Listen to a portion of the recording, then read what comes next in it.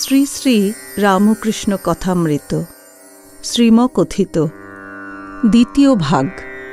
তব কথামৃতম তপ্ত জীবনম কবিভিরিহৃতম কল্মষাপহম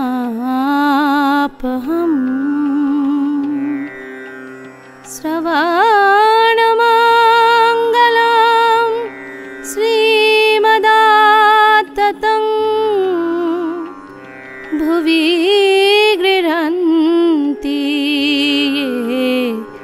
ভুরিদা জনাঃ ভুবি গৃহন্তি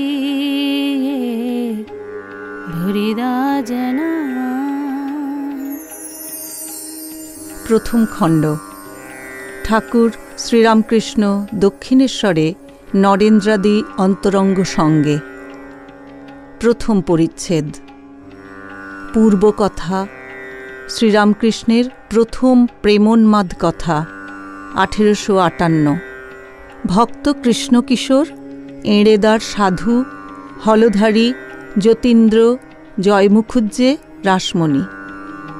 আজ ঠাকুর শ্রীরামকৃষ্ণ মহানন্দে আছেন। দক্ষিণেশ্বর কালীবাড়িতে নরেন্দ্র আসিয়াছেন, আরও কয়েকটি অন্তরঙ্গ আছেন। নরেন্দ্র ঠাকুরবাড়িতে আসিয়া স্নান করিয়া প্রসাদ পাইয়াছেন। আজ আশ্বিন শুক্লা চতুর্থী তিথি, 16ই অক্টোবর 1882 সোমবার। আগামী বৃহস্পতিবার সপ্তমী তিথিতে শ্রী শ্রী দুর্গা পূজা। ঠাকুর শ্রীরামকৃষ্ণের কাছে রাখাল, রামলাল ও হাজরা আছেন। নরেন্দ্রের সঙ্গে আর দু একটি ব্রহ্মজ্ঞানী ছোকরা আসিয়াছেন। আজ মাস্টারও আসিয়াছেন।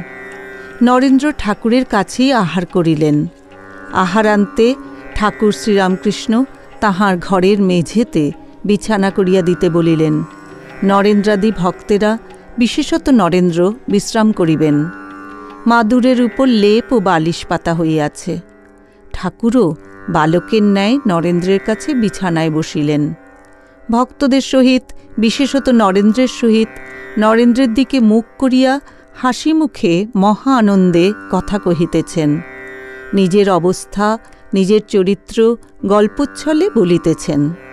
শ্রীরামকৃষ্ণ নরেন্দ্রাদি ভক্তের প্রতি বলিলেন, আমার এই অবস্থার পর কেবল ঈশ্বরের কথা শুনবার জন্য ব্যাকুলতা হতো। কোথায় ভাগবত, কোথায় অধ্যাত্ম, কোথায় মহাভারত খুঁজে বেড়াতাম। এঁড়েদার কৃষ্ণকিশোরের কাছে অধ্যাত্ম শুনতে যেতাম। কৃষ্ণকিশোরের কি বিশ্বাস! বৃন্দাবনে গেছিল, সেখানে একদিন জল তৃষ্ণা পেয়েছিল। কুয়ার কাছে গিয়ে দেখে একজন দাঁড়িয়ে রয়েছে।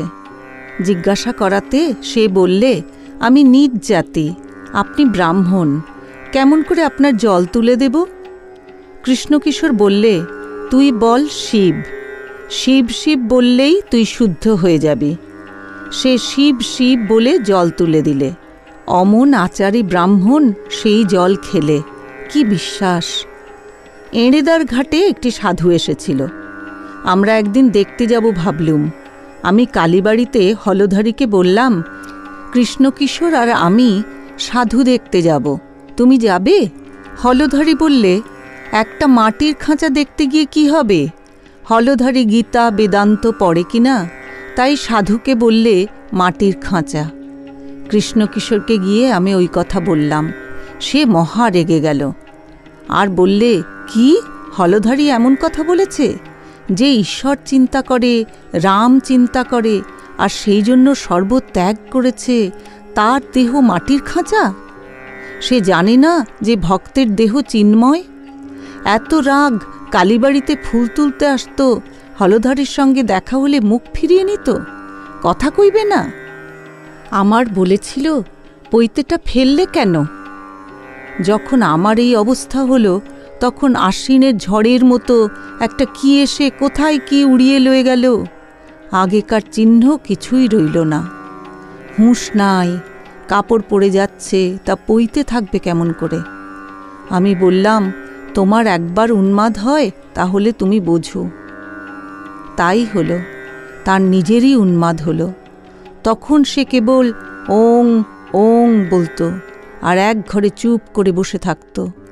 সকলে মাথা গরম হয়েছে বলে কবিরাজ ডাকলে। নাটাগড়ের রাম কবিরাজ এলো। কৃষ্ণকিশোর তাকে বললে, ওগো, আমার রোগ আরাম করো, কিন্তু দেখো যেন আমার ওঙ্কারটি আরাম করো না।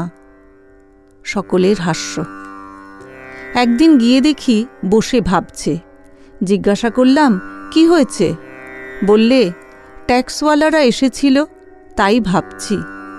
বলেছে টাকা না দিলে ঘটিবাটি বেচে লবে। আমি বললাম, কি হবে ভেবে?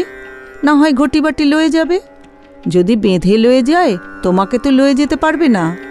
তুমি তো খ গো। নরেন্দ্রাদির হাস্য। কৃষ্ণকিশোর বলতো, আমি আকাশবৎ। অধ্যাত্ম পড়ত কি না, মাঝে মাঝে তুমি খ বলে ঠাট্টা করতাম। হেসে বলতাম, তুমি খ, ট্যাক্স তোমাকে তো টানতে পারবে না। উন্মাদ অবস্থায় লোককে ঠিক ঠিক কথা, হক কথা বলতুম। কারুকে মানতাম না। বড়লোক দেখলে ভয় হতো না। যদু মল্লিকের বাগানে যতীন্দ্র এসেছিল। আমিও সেখানে ছিলাম। আমি তাকে বললাম, কর্তব্য কি? ঈশ্বর চিন্তা করাই আমাদের কর্তব্য কি না? যতীন্দ্র বললে, আমরা সংসারী লোক, আমাদের কি আর মুক্তি আছে? রাজা যুধিষ্ঠিরই নরক দর্শন করেছিলেন। তখন আমার বড় রাগ হলো। বললাম, তুমি কীরকম লোক গা? যুধিষ্ঠিরের কেবল নরক দর্শনই মনে করে রেখেছ? যুধিষ্ঠিরের সত্য কথা, ক্ষমা, ধৈর্য, বিবেক, বৈরাগ্য, ঈশ্বরে ভক্তি, এসব কিছু মনে হয় না? আরও কত কি বলতে যাচ্ছিলাম। হৃদয়ে আমার মুখ চেপে ধরলে। যতীন্দ্র একটু পরেই আমার একটু কাজ আছে বলে চলে গেল। অনেক দিন পরে কাপ্তেনের সঙ্গে সৌরীন্দ্র ঠাকুরের বাড়ি গিয়েছিলাম। তাকে দেখে বললাম, তোমাকে রাজা টাজা বলতে পারবো না, কেননা সেটা মিথ্যা কথা হবে। আমার সঙ্গে খানিকটা কথা কইলে। তারপর দেখলাম সাহেব টাহেব আনাগোনা করতে লাগল। রজগুণী লোক, নানা কাজ লয়ে আছে। যতীন্দ্রকে খবর পাঠানো হলো। সে বলে পাঠালে আমার গলায় বেদনা হয়েছে। সেই উন্মাদ অবস্থায় আর একদিন বরানগরের ঘাটে দেখলাম জয় মুখুজ্জে জপ করছে, কিন্তু অন্যমনস্ক। তখন কাছে গিয়ে 2 চাপড় দিলাম।